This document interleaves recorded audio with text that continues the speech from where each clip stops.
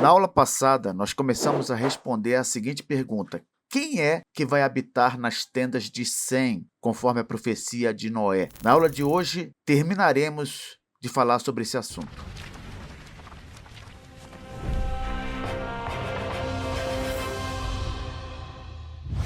Pois bem, se você viu a aula passada, você já sabe que adotamos a posição de que aquele que vai habitar nas tendas de Sem é o próprio Deus. E no caso, já vimos dentro da história do homem isso acontecer, quando a segunda pessoa da Trindade, Jesus Cristo, nosso Senhor e Salvador, encarnou, tornando-se um homem e habitando entre os semitas judeus, no primeiro século desta era cristã. Eu disse também na aula passada que descartamos a possibilidade de que aquele que viria habitar nas tendas de Sem seriam os descendentes de Jafé. Por quê? Porque a história testemunha que os descendentes de Jafé, como, por exemplo, os gregos e os romanos, não tiveram uma boa relação com os semitas. Tanto os gregos quanto os romanos subjugaram, dominaram os judeus, e isso é um fato inegável. Porém, ainda assim, são muitos e muitos evangélicos que entendem que a profecia se refere sim aos descendentes de Jafé. Qual o argumento deles? Eles dizem o seguinte: como os descendentes de Jafé compõem a maioria dos gentios, então a profecia de Noé se refere à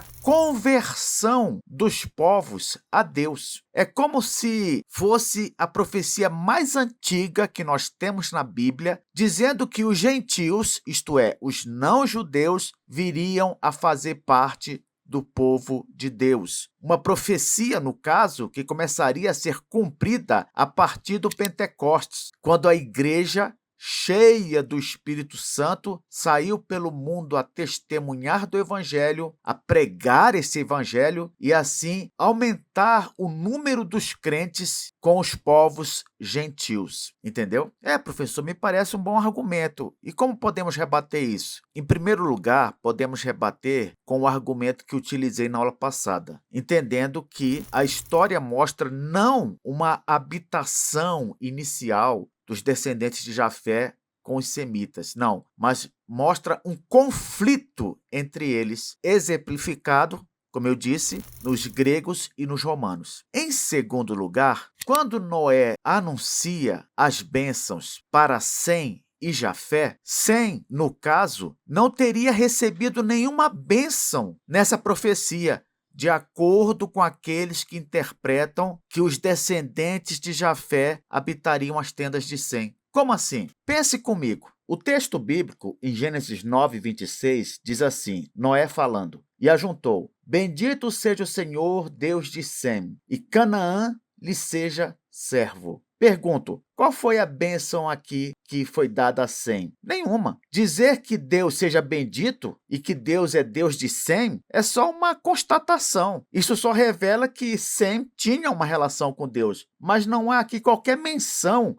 de bênção profética. Mas não diz aí que Canaã vai ser servo de Sem? Isso está mais, meu irmão, minha irmã, para uma maldição sobre Canaã do que uma bênção para Sem, entende? Aí você continua, versículo 27. Engrandeça Deus a Jafé e habite ele nas tendas de Sem, e Canaã lhe seja servo. Agora preste bem atenção no que eu vou dizer. Se Sem não recebeu nenhuma bênção no versículo 26, e a interpretação das pessoas que dizem que são os descendentes de Jafé que vão habitar nas tendas de Sem estiver correta, então Jafé recebeu 2 bênçãos e Sem não recebeu nenhuma. Você está entendendo o que eu estou falando? O versículo 27 diz, engrandeça Deus a Jafé. Como é que foi isso? Quando Deus fez com que os descendentes de Jafé fossem de maior número do que os descendentes de Sem e os descendentes de Cã. Tanto é verdade isso, que os descendentes de Jafé, como eu disse na aula passada,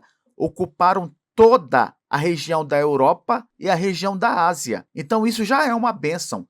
Quando fala que engrandeça Deus a Jafé, isso já é uma bênção. Aí, continua, e habite ele nas tendas de Sem. Se essa profecia estiver se referindo a Jafé ainda, então, é como eu falei, Jafé recebeu 2 bênçãos, E Sem, quantas? Nenhuma. Portanto, a interpretação mais sensata continua aquela que eu defendi, estou defendendo até o momento, a saber que a bênção de Sem é ter Deus habitando entre os semitas. A bênção de Jafé é ter sua descendência, vamos dizer assim, alargada, aumentada, a ponto de ocupar a Europa e a Ásia. E para Cã, o que sobrou? Para Cã sobrou a maldição sobre o seu filho Canaã, cujos descendentes seriam servos de seus próprios irmãos, além de ser servo dos descendentes de Sem e além de ser servos também dos descendentes de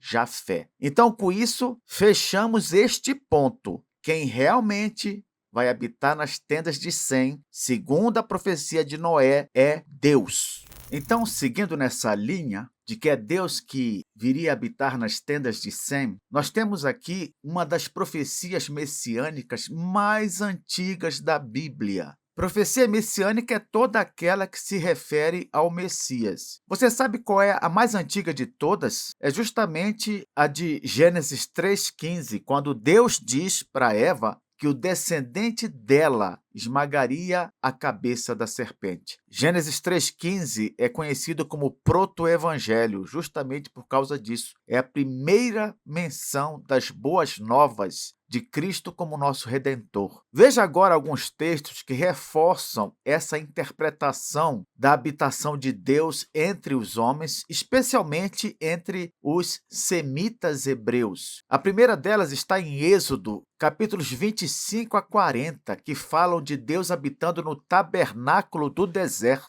Lá em Êxodo 29, 45, Deus diz: habitarei, no hebraico Shakan, no meio dos filhos de Israel. Sim, Deus habita no tabernáculo, localizado no acampamento de Israel, entre os semitas. Essa foi a primeira habitação de Deus nas tendas de Sem. Veja aqui que imagem extraordinária sobre o tabernáculo, esse como que fogo descendo do céu, simbolizando a presença de Deus, com muita fumaça também, sobre e ao redor do tabernáculo. E por todo lado, as tendas com o povo de Israel. Impressionante, não? Temos também Deus habitando no templo de Salomão. Isso está lá em 1º livro dos Reis, capítulos 6 a 8. Diz lá em 1 Reis 8,13: edifiquei-te uma casa de morada. Quem está falando isso? Salomão. Ele diz para Deus: edifiquei-te uma casa de morada, lugar para habitares. De novo, o verbo shakan, habitares para sempre. Deus habita no templo em Jerusalém. É a segunda habitação de Deus nas tendas de Sem. E aqui nós temos o templo de Salomão. E de novo, das nuvens se vê esse brilho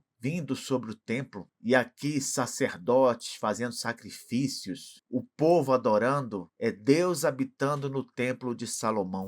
Em terceiro lugar, e não menos importante, pelo contrário, a encarnação de Cristo. João 1,14 diz assim: e o verbo se fez carne e habitou, ou, como eu falei na aula passada, tabernaculou, para fazer uma menção ao tabernáculo lá do deserto. E o verbo se fez carne e habitou ou tabernaculou entre nós. João aqui, o apóstolo João, quando escreveu esse evangelho, ele usou de forma propositada o equivalente grego de shakan, habitar, lá no Antigo Testamento. Ele usou um verbo no grego que seria o equivalente desse verbo hebraico. Jesus Cristo, sabemos, é o Deus encarnado. Nasceu de Maria, uma semita, descendente de Davi, de Abraão, e habitou em Nazaré e Jerusalém, terras semitas. Esta é, portanto, a terceira e definitiva habitação de Deus nas tendas de Sem. Deus se tornou homem e especificamente um homem semita,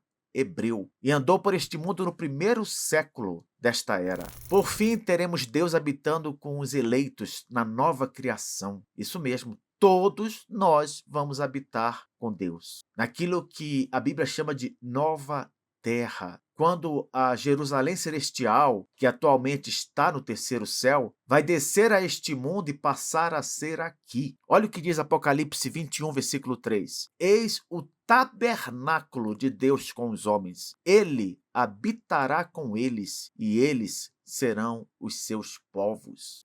Meu irmão, minha irmã, Deus vai habitar com toda a humanidade redimida, semitas e gentios, Sem e Jafé. No final das contas, aquela profecia de Noé, que não visava especificamente aos descendentes de Jafé, vai se cumprir também, porque não só os eleitos semitas, judeus, mas também os eleitos gentios, aqueles que não são judeus, como nós, habitaremos todos com Deus. Portanto, ficamos com uma linha profética perfeita, porque ela percorre toda a Escritura de ponta a ponta. Ela começa com Gênesis 9, 27, profecia de Noé, continua com Êxodo 25:8, Deus habitando no tabernáculo no deserto, segue para primeiro livro dos Reis 8:13, com Deus habitando no templo de Salomão, vai para João 1:14, com a encarnação do Verbo, e alcança sua consumação em Apocalipse 21:3, com a nova criação, com a nova terra, com Deus habitando entre todos os homens